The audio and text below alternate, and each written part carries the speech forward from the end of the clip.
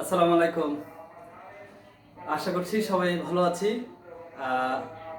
আজকে নতুন একটা বিষয় নিয়ে ক্লাসটা আমি ডেকোরেট করলাম। আমি Mohammad Khaled Hossain, lecturer Omargari ABS college, Chattogram. So যে বিষয়টা নিয়ে আজকে কথা বলবো সেটা হলো কন্ডিশনাল সেন্টেন্স। বোর্ডে দেখেই বোঝা যাচ্ছে একেবারে খুবই ইম্পর্টেন্ট একটা বিষয়, যে বিষয়টা নিয়ে কথা না বললেই নয়। আমাদের সবগুলা চাকরি পরীক্ষা থেকে শুরু করে বিসিএস, অ্যাডমিশন টেস্ট, ইন্টারে যে গ্রামাটিক্যাল টার্মস আছে বা 9-10-এ যে গ্রামাটিক্যাল টার্মস আছে, সবগুলো বিষয়ে কিন্তু এই কন্ডিশনাল সেন্টেন্স থেকে প্রশ্ন হয়। একেবারেই কমন একটা বিষয়। এবং আমি যতগুলো পরীক্ষা দিয়েছি সবগুলো পরীক্ষায় আমি কন্ডিশনাল সেন্টেন্সটা পেয়েছি। সম্ভবত আমি 40তম বিসিএসে যখন আমি প্রিলিমিনারি পরীক্ষা দিয়েছি, অথবা 38-এ মনে হয় আমি একটা কন্ডিশনাল সেন্টেন্স, অর্থাৎ বিসিএস যে পরীক্ষাগুলো হয় ওখানেই কন্ডিশনাল সেন্টেন্সের একটা টার্মস থাকে আর কি। তো এই যে আমি এতদিন ধরে যে এই যে ইংলিশের যে গ্রামাটিক্যালস রুলস বিভিন্ন পড়াশোনা করতে গিয়ে যে বিষয়টা দেখলাম, যে কন্ডিশনাল সেন্টেন্স থেকে যে প্রশ্নগুলো হয় সেটা একেবারেই ইম্পর্টেন্ট, মানে একেবারেই খুব ইম্পর্টেন্ট একটা বিষয়, যে যেটা না বললেই নয়। তাহলে আমরা সরাসরি কন্ডিশনাল সেন্টেন্সে চলে যাই, আমার ক্লাসে চলে যাই, যেটা নিয়ে কথা বলবো। আসলে মূলত কন্ডিশনাল সেন্টেন্সটা আমরা সবাই জানি, কন্ডিশন মানে হলো শর্ত। যে কন্ডিশনাল সেন্টেন্স এটা কাকে বলে, কন্ডিশনাল সেন্টেন্সটা কি, সেটার একেবারে যে শর্ট টার্মে আমি যদি বলি, সেটা হচ্ছে কি ইফ এবং আনলেস। ইফ অর্থ যদি, এবং আনলেস শব্দের অর্থ যদি না। এই দুইটা বিষয়কে যখন দুইটা ক্লজ, কন্ডাংশ ও বাক্যাংশকে যখন যুক্ত করে, এই সংশ্লিষ্ট বিষয়গুলোকে, অর্থাৎ ইফ এবং আনলেস যুক্ত সেন্টেন্সকে মূলত কন্ডিশনাল সেন্টেন্স বলা হচ্ছে। তাহলে আমরা যে কন্ডিশনাল সেন্টেন্স জানি, এই কন্ডিশনাল সেন্টেন্স মূলত চারভাবে পরীক্ষায় আসে। যেই চারভাবে পরীক্ষায় চলে আসে, ওই চার ধরনের কন্ডিশনাল সেন্টেন্স আমি এখানে ডেকোরেট করেছি। আমি চেষ্টা করেছি সুন্দর করে বোঝানোর জন্য, উপস্থাপন করার জন্য। আশা করি ভালো লাগবে। তাহলে আমরা ক্লাসে যাই। প্রথম যে কন্ডিশনাল সেন্টেন্স সেটা হচ্ছে কি ওপেন কন্ডিশন।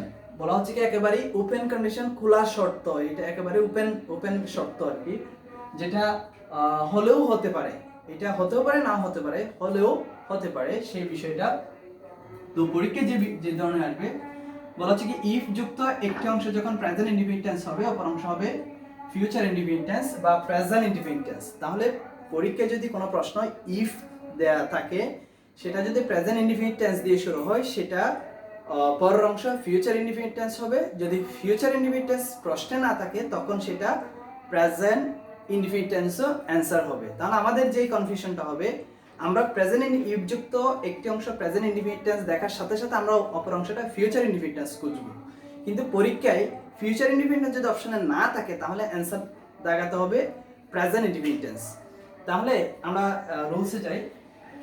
ইফ যুক্ত একটি অংশ প্রেজেন্ট ইনডিফিনিট টেন্স হলে অপর অংশ ফিউচার ইনডিফিনিট টেন্স অথবা প্রেজেন্ট ইনডিফিনিট। তাহলে ইফ ইউ কাম, তাহলে এটা হলো যে present indefinite tense. I will go there, সেটা হলো যে ফিউচার ইনডিফিনিট টেন্স। যদি তুমি আসো তাহলে আমি সেখানে যাব। তাহলে I will go there. If you present indefinite tense, future indefinite. If water freezes, এটা হলো যে present indefinite tense, it becomes a solid. এটা কিন্তু আবার ফিউচার ইনডিফিনিট টেন্স না, এটা কিন্তু ইট বিকামস এ সলিড। যখন ওয়াটার, পানিকে ফ্রিজেস করা হয়, শীতলীকরণ, তখন ইট বিকামস এ সলিড, এটা বরফ বা কঠিন অবস্থায় পরিণত হবে। ইট বিকামস এ সলিড। তাহলে ইফ যুক্ত একটি অংশ প্রেজেন্ট ইনডিফিনিট টেন্স হলে অপর অংশ ফিউচার ইনডিফিনিট টেন্স একটা পেয়েছি। ইফ যুক্ত একটি অংশ প্রেজেন্ট ইনডিফিনিট টেন্স হলে অপর অংশ প্রেজেন্ট ইনডিফিনিট টেন্স। দুইটা অপশন আমরা পেয়েছি। তাহলে প্রথমটা না পেলে আমরা সেকেন্ডটা দিয়ে অ্যানসার করব। এটা গেল। সেকেন্ড যে ব্যাপারটা, সেটা হচ্ছে কি ইমাজিনারি কন্ডিশন, যেটাকে বলা হয় অসম্ভব শর্ত, যেটা সম্ভাবনা নাই, possibility, there is no possibility to make a sentence or to make occur this action. তাহলে এই যে কাজটা হওয়ার কোনো সম্ভাবনা নাই, যা হবেই না। যেমন ইফ যুক্ত কোন অংশ যখন পাস্ট ইনডিফিনিট টেন্স হবে, তখন সেটা হবে পাস্ট কন্ডিশনাল। তাহলে ইফ যুক্ত একটি অংশ যখন পাস্ট ইনডিফিনিট টেন্স হবে, তখন সেটা হবে কি পাস্ট কন্ডিশনাল। তাহলে পাস্ট ইনডিফিনিট টেন্স আমরা সবাই বুঝলাম, পাস্ট ইনডিফিনিট টেন্স কিভাবে হবে, কামটা কেম হবে, এটা বুঝলাম। কিন্তু পাস্ট কন্ডিশনাল মানে কি, পাস্ট কন্ডিশনাল কখন হবে, পাস্ট কন্ডিশনাল ব্যাপারটা কি? পাস্ট কন্ডিশনাল মানে হলো উড, কুড, মাইট, শুড, এই ওয়ার্ডগুলোর পর ভার্বের বেস ফর্ম হবে, সিম্পল ফর্ম হবে, প্রেজেন্ট ফর্ম হবে, বেয়ার ইনফিনিটিভ হবে, প্লেন ইনফিনিটিভ, অর্থাৎ উড কুড মাইট শুড এর পর ভার্বের বেস ফর্ম হবে। এই ভার্বের বেস ফর্মকে অন্যভাবে বলা যায়, কিভাবে বলা যায়? সিম্পল ফর্মও হবে, প্রেজেন্ট ফর্মও হবে, বেয়ার ইনফিনিটিভও হবে, প্লেন ইনফিনিটিভ, অর্থাৎ এগুলো সবগুলো বেস ফর্মের অপর নাম। তাহলে উড কুড মাইট শুডের পর যখন পাস্ট কন্ডিশনালের এই যে বেস ফর্ম হবে, এই বেস ফর্মের অপর নাম হলো এই জিনিসগুলো। আমি এগুলো কেন দিয়েছি এখানে, তোমরা যখন বিভিন্ন বই পড়বা, কারণ বিভিন্ন বই বিভিন্ন ভাবে আছে, তখন আমি এক ধরনের বললাম, তোমার কাছে মনে হবে যে কোনো বইয়ে দেওয়া আছে সিম্পল ফর্ম, তাহলে বলো যে স্যার সিম্পল ফর্ম কি আবার, অথবা বেয়ার ইনফিনিটিভ কি, প্রেজেন্ট ফর্ম কি, প্লেন ইনফিনিটিভ কি। সেই জন্য বললাম বেস ফর্মের অপর নাম হলো সিম্পল ফর্ম, সিম্পল ফর্মের অপর নাম হলো প্রেজেন্ট ফর্ম, প্রেজেন্ট ফর্মের অপর নাম হলো বেয়ার ইনফিনিটিভ, বেয়ার ইনফিনিটিভ অপর নাম প্লেন, অর্থাৎ সবগুলো একই কথা। মানে বেস ফর্মের অপর নাম সিম্পল ফর্ম, তার অপর নাম present form, bare infinitive, plain infinitive, মানে সবগুলাই একটার আরেকটার অপর নাম। তাহলে পরীক্ষায় যেটা থাকবে সেটা ধরে নিবা যে উড কুড মাইট শুড এর পর এই ফর্মটা বসে। এখন কথা হলো, আমরা বেস ফর্ম মানে চিনলাম, প্রেজেন্ট ফর্মও চিনলাম, সিম্পল ফর্মও চিনলাম। যেমন গো থাকলে গোই হবে, গোস হবে না, গোয়িং হবে না, টু গো হবে না, কিছুই হবে না। এখন বিয়ার ইনফিনিটিভ আর প্লেন ইনফিনিটিভ কথাটা কি? বিয়ার ইনফিনিটিভ মানে হচ্ছে কি, আমরা ইনফিনিটিভ সবাই জানি, যেমন টু প্লে, টু প্লে, এটা হচ্ছে কি ইনফিনিটিভ। তাহলে এই ইনফিনিটিভকে যখন আমরা বিয়ার ইনফিনিটিভ করব, বিয়ার মানে হচ্ছে কি খালি, খালি শূন্য, ইনফিনিটিভকে ক্লোজ মানে ক্লিয়ার করে দেয়া। তাহলে ক্লিয়ার কিভাবে? এই টু প্লাস ভার্ব বলে তাকে বলা হয় ইনফিনিটিভ। এই টু প্লাস ভার্ব, এই ইনফিনিটিভকে যখন আমি টুটা তুলে দিব, তখন সেটা হবে কি বিয়ার ইনফিনিটিভ, অর্থাৎ ভার্বের বেস ফর্ম বা প্লেন ইনফিনিটিভ। মানে ইনফিনিটিভে কোনো কিছু থাকবে না, শুধু প্লেন হবে। প্লেন ইনফিনিটিভ মানে ভার্বের বেস ফর্ম, তাই প্রেজেন্ট ফর্ম, তাই সিম্পল ফর্ম, তাই বিয়ার ইনফিনিটিভ, সবগুলো একই কথা। তাহলে আমি পাস্ট কন্ডিশনাল আমি ব্যাপারটা আমি বোঝাতে পেরেছি সম্ভবত। তারপর তাহলে আমি এক্সাম্পল যখন দেখবো, ইফ ইউ কেম, যখন কামটাকে কেম করে দিব, প্রেজেন্ট টেন্সকে যখন পাস্ট টেন্স করব, তখন আমাকে দেখতে হবে ইফ যুক্ত একটি অংশ যখন পাস্ট ইন্ডিপেন্ডেন্ট টেন্স হয়, অপর অংশটি হবে পাস্ট কন্ডিশনাল। তাহলে আমি পাস্ট কন্ডিশনাল বুঝিয়েছি কি হবে। তাহলে উড কুড মাইট হবে, উড কুড মাইট শুড এগুলো হবে, এবং এগুলোর পর ভার্বের বেস ফর্ম হবে। গোটা হচ্ছে কি ভার্বের বেস ফর্ম, এটাকে সিম্পল ফর্ম বলে, এটাকে প্রেজেন্ট ফর্ম বলে, এটাকে বেয়ার ইনফিনিটিভ বলে, এটাকে প্লেন ইনফিনিটিভ বলে। আশা করি আমি ক্লিয়ার করতে পেরেছি। তারপর আরেকটা বিষয় আসি, আনফুলফিলড কন্ডিশন, যেটাকে অপূর্ণ সত্য বলা হচ্ছে কি, যা হতে পারে কিন্তু হয়নি, হতে পারতো, মানে হতে পারতো কিন্তু হয়নি, সেই সেন্টেন্সটা হচ্ছে কি থার্ড 3 নাম্বার কন্ডিশনাল সেন্টেন্সের রুলস। সেক্ষেত্রে প্রথমে আমরা দেখব ইফ যুক্ত একটি অংশ যখন পাস্ট পারফেক্ট টেন্স হবে, তখন অপর অংশটি হবে পারফেক্ট কন্ডিশনাল বা পারফেক্ট ইনফিনিটিভ। তাহলে পারফেক্ট কন্ডিশনাল বা পারফেক্ট ইনফিনিটিভ মানে কি, এটা আমি এরো চিহ্ন দিয়ে দেখিয়েছি। পারফেক্ট কন্ডিশনাল বা পারফেক্ট ইনফিনিটিভ মানে হলো would have, could have, should have, might have plus ভার্বের পাস্ট পার্টিসিপাল ফর্ম। তাহলে এই বিষয়টা খেয়াল রাখতে হবে যে পাস্ট পারফেক্ট টেন্স হলে পারফেক্ট কন্ডিশনাল হবে, এবং পারফেক্ট কন্ডিশনাল মানে হচ্ছে কি would have, could have, should have plus ভার্বের পার্টিসিপাল ফর্ম। আর এই পারফেক্ট কন্ডিশনালের অপর নাম হলো পারফেক্ট ইনফিনিটিভ। তাহলে আমরা জানি ইনফিনিটিভ মানে টু প্লাস ভার্ব, আর বেয়ার ইনফিনিটিভ মানে হচ্ছে কি টুটা চলে যাবে শুধু ভার্ব, আর পারফেক্ট ইনফিনিটিভ মানে হচ্ছে কি would have প্লাস ভার্বের পার্টিসিপাল ফর্ম। তাহলে আশা করি আমি বোঝাতে পেরেছি। দেন আমি যে বিষয়টা যাব 3 নম্বরে যে কন্ডিশনাল সেন্টেন্স, সেই কন্ডিশনাল সেন্টেন্সটাকে আমি হ্যাড দিয়ে যখন শুরু করব, অর্থাৎ ইফ এর জায়গায় যখন আমি হ্যাড বসাবো, হ্যাড ইউ কাম, অর্থাৎ ইফ ইউ হ্যাড কাম যেই অর্থ মিন করে ঠিক একই অর্থ। তাহলে ইফ ইউ হ্যাড কামের অর্থ যেটা, হ্যাড ইউ কাম অর্থ সেমটা। সেক্ষেত্রে অবশ্যই আমার আগের রুলস অ্যাপ্লাই হবে, হ্যাড ইউ কাম অর্থাৎ ইফ ইউ হ্যাড কাম, এটা হচ্ছে কি পারফেক্ট টেন্স। তাহলে যদি ইফ যুক্ত একটি অংশ পারফেক্ট টেন্স হয়, তাহলে অপর অংশ হবে পারফেক্ট কন্ডিশনাল, পারফেক্ট কন্ডিশনাল বা পারফেক্ট ইনফিনিটিভ। তাহলে would have ভার্বের পার্টিসিপাল ফর্ম। তাহলে একটা জিনিস দেখো, if you come I will go there, present tense future tense. এই যে কাম ফিউচার টেন্স, কামের জায়গায় আমি কি করলাম, কেম করলাম। ইফ ইউ কেম যদি তুমি আসতে, ওকে, ইফ ইউ কেম, এই যে পাস্ট টেন্স, তখন পাস্ট টেন্স হওয়ার সাথে যেটা কাম ছিল এটা কেম হওয়ার সাথে সাথে উইল না হয়ে এটা পারফেক্ট পাস্ট কন্ডিশনাল হয়ে গেলো উড গো। এই কেমের জায়গায় যখন পারফেক্ট টেন্স হয়ে গেলো had come, come came come, had come হয়ে গেল, তখন এটা perfect conditional would have gone there. তাহলে এই হ্যাডটাকে ইফের মতো ইউজ করে যখন আমি হ্যাডটাকে সামনে নিয়ে আসলাম, ইউটা বসালাম, পার্টিসিপেল ফর্মটা বসালাম, ইফটা উঠে গেল, বাকিটা সেম ভাবে বসলো। তাহলে চারটা কন্ডিশনাল সেন্টেন্সের রুলস আশা করি বোঝা গেছে। এবার এর মধ্যে কিছু ঝামেলা আছে, এগুলো একটু বলছি। ইফটা শুধু সেন্টেন্সের শুরুতে বসবে এরকম না, ইফটা সেন্টেন্সের মাঝখানে বসতে পারে। অর্থাৎ ইফ সেন্টেন্সের মাঝখানে বসলো সেম কজটা সেম কারণ অ্যাকশনটা কেন করবে। অর্থাৎ ইফ যখন আমরা যেভাবে ধরে নিচ্ছি যে প্রথম অংশে বসলে প্রেজেন্ট টেন্স হবে, ফিউচার টেন্স হবে, ঠিক একই রকম ইফটা যদি মাঝখানে বসে, এই ইফটা মাঝখানে বসলে এটার আগের অংশ যদি প্রেজেন্ট ইনডিফিনিট টেন্স হয়, পরের অংশ ফিউচার ইনডিফিনিট টেন্স হবে। ইফ মাঝখানে বসলে প্রথম অংশ যদি ফার্স্ট ইনডিফিনিট টেন্স হয়, পরের অংশ ফার্স্ট কন্ডিশনাল হবে। ইফটা যদি মাঝখানে বসে প্রথম অংশ পাস্ট পারফেক্ট টেন্স হলে পরের অংশ পাস্ট পারফেক্ট কন্ডিশনাল হবে। তাহলে ইফের কাজ শুরুতে বসলো মাঝখানে বসলে সেম কন্ডিশনাল সেন্টেন্সের ক্ষেত্রে হবে। সেক্ষেত্রে একটা জিনিস খেয়াল রাখতে হবে, ইফ এই জায়গায় প্রথমে বসলে এখানে কমা হবে, আর ইফ যদি সেন্টেন্সের মাঝখানে বসে সেক্ষেত্রে কমাটা উঠে যাবে। আশা করি বুঝা গেছে। তাহলে সেক্ষেত্রে water boils if you heat it to 100 degree centigrade. তাহলে ইফ মাঝখানে বসাইলাম, ইফ এর যুক্ত একটি অংশ প্রেজেন্ট টেন্স হলো, পরের অংশ প্রেজেন্ট ইনডিফিনিট টেন্স, সেভাবে করা যায়। এখন আরেকটা বিষয় যেটা দেখি সেটা হলো যে আনলেস এবং ইনকেস, আনলেস এবং ইনকেস এই দুইটা বিষয় একটু বলি। আনলেস আমি এখানে নিয়ে আসছি এই জন্য কারণ ইফ শব্দের অর্থ যদি, আনলেস অর্থ যদি না।